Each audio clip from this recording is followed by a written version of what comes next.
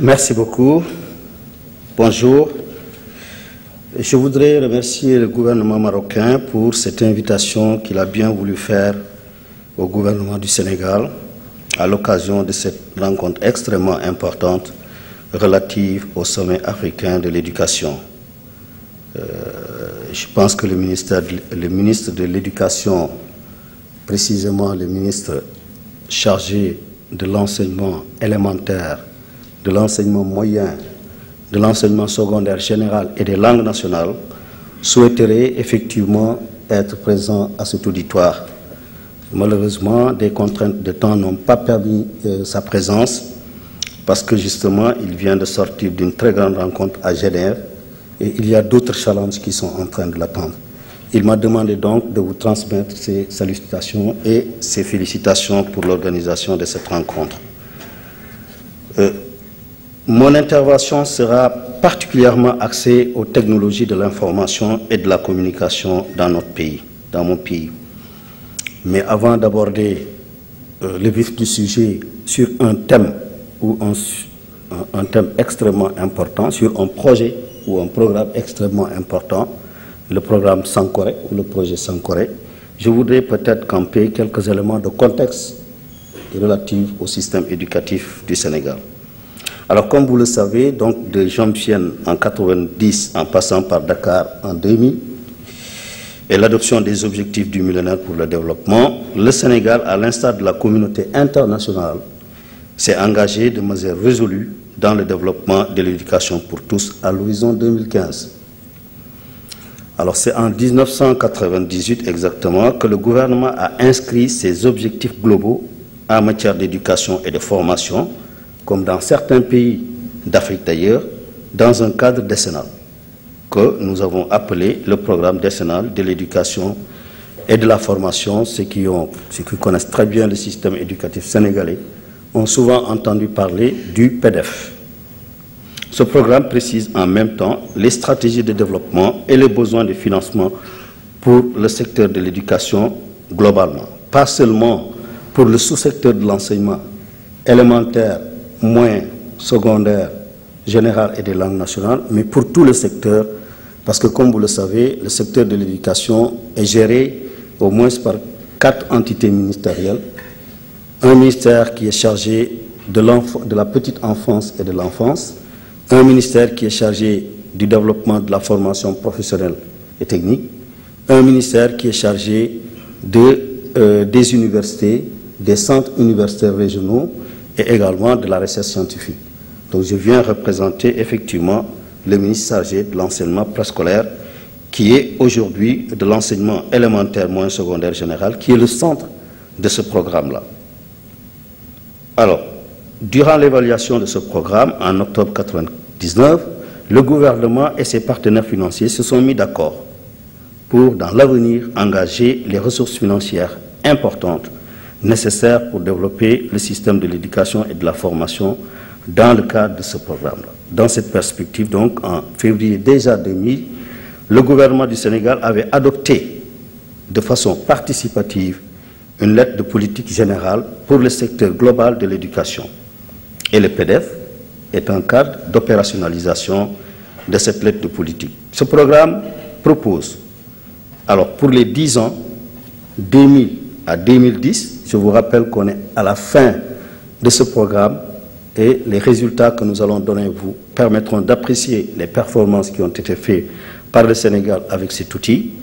Donc nous terminons ce programme cette année, en 2011, parce qu'on a eu une année de transition, c'était en 2008. Et donc nous allons nous lancer dans un nouveau programme de développement pour aller vers les objectifs de millénaire en matière d'éducation. Alors donc, il couvre une période de 10 ans avec pour objectif d'augmenter le taux brut de scolarisation relativement à la question de la scolarisation universelle qui était en 1999 au démarrage du programme à 65%. Le Sénégal a ambitionné de le ramener à 100% en 2010 au bout de ce programme. Et également, c'est une occasion, en dehors de cette amélioration de l'accès à l'éducation, c'est une occasion pour améliorer le niveau des apprentissages dans une approche systémique, décentralisée et partenariale. Alors ça veut donc dire que le PDF est centré sur 3 grands volants.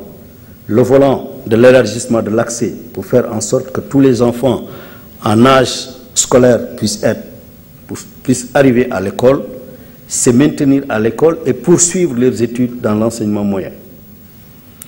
Alors également, il y a le volant de la qualité de l'enseignement qui tient compte évidemment d'un certain nombre d'intrants tels que les manuels scolaires, la formation des enseignants, etc., etc., sans oublier le dernier volant qui est relatif à la gestion du système éducatif sénégalais.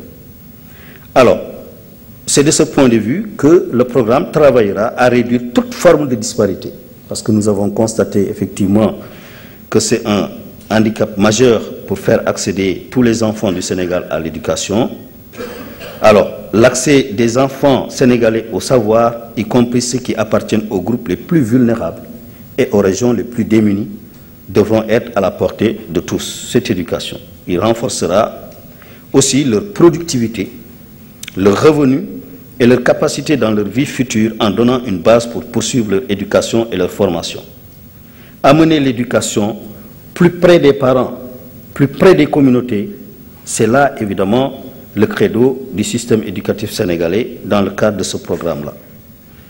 Parce qu'on pense qu'en relevant le niveau d'éducation des enfants et des familles, le programme va améliorer de façon significative la qualité de vie et contribuer à diminuer la morbidité infantile, la mortalité infantile et le taux de fécondité en même temps qu'il agira avec force sur le développement de l'économie du pays. Alors l'enjeu de cet engagement implique forcément la mobilisation des ressources et la synergie dans les efforts au plan national et international pour l'atteinte des objectifs qui sont fixés. Alors il faut rappeler que nous avons introduit dans la dernière phase du programme ce que nous avons appelé la gestion axée sur les résultats. Et tout le monde sait que ce nouveau paradigme de la gare qui intègre les démarches du programme trouve leurs racines dans la déclaration de Paris sur l'aide au développement. Alors ainsi donc, 3 principes majeurs guident les acteurs à tous les échelons. Ça veut donc dire qu'au Sénégal, nous voulons rendre les acteurs beaucoup plus responsables, imputables des résultats, et nous voulons faire en sorte que chacun de nous puisse aller vers la reddition des comptes, à rendre compte à l'autorité pour voir dans quel sens les ressources mises à disposition ont été utilisées. Alors, dans la mise en œuvre du programme, nous avons atteint effectivement au bout de 10 ans un certain nombre de résultats qu'il est important de mettre dans le contexte avant d'aller dans le vif du sujet. Alors nous avons évidemment le premier palier de l'éducation, c'est ce que nous avons appelé le développement intégré de la petite enfance. Parce que, comme vous le savez, le président de la République, Maître Abdoulaye Wade, a initié un programme important de développement de la case des tout-petits, et c'est lui-même qui a pris en charge la question de l'enfance. Ainsi, nous avons constaté un taux brut de préscolarisation qui s'est fortement développé pour atteindre 9,1%, alors que nous avions ciblé à peu près, 9,1% à la fin de la phase. Aujourd'hui, nous sommes à 9,8% grâce à toutes les actions que nous avons menées. La question des disparités de sexe, l'indice de parité est une préoccupation dans le cadre des OMD. Nous l'avons effectivement poursuivi au niveau de la petite enfance et aujourd'hui, l'indice de parité est encore en faveur des filles, mais les disparités interrégionales sont toujours marquées. Donc, nous avons atteint les objectifs qu'on s'était fixés en matière de taux brut de préscolarisation. Nous avons atteint également l'indice de parité que nous avions ciblé. Ça, c'est dans l'enseignement, la petite enfance. Dans l'enseignement élémentaire, aujourd'hui, nous avons fait évoluer le taux brut de scolarisation de 92,4% à 94,4% en 2010. Ça veut donc dire que nous sommes très proches de la scolarisation universelle, l'OMD que vous connaissez très bien, mais je pense qu'on a fait un effort par rapport à l'objectif annuel qu'on s'est fixé de l'année, c'est-à-dire 91,6%. Donc il reste au Sénégal à peu près 5% pour atteindre les OMD grâce à la mise en œuvre de ce programme. Dans l'enseignement moyen, c'est-à-dire après les 6 années de l'élémentaire, l'enfant sénégalais va dans l'enseignement moyen pour 4 ans. Alors nous avons un indicateur ici qu'on appelle le taux de transition CM2 6e, de la 6e année à la première année du collège, alors qui est aujourd'hui à 68,8%, alors qu'en fin de phase, en 2010, on avait prévu d'atteindre 65,9%. Ça veut donc dire que ce secteur, ce sous-secteur s'est également fortement bonifié.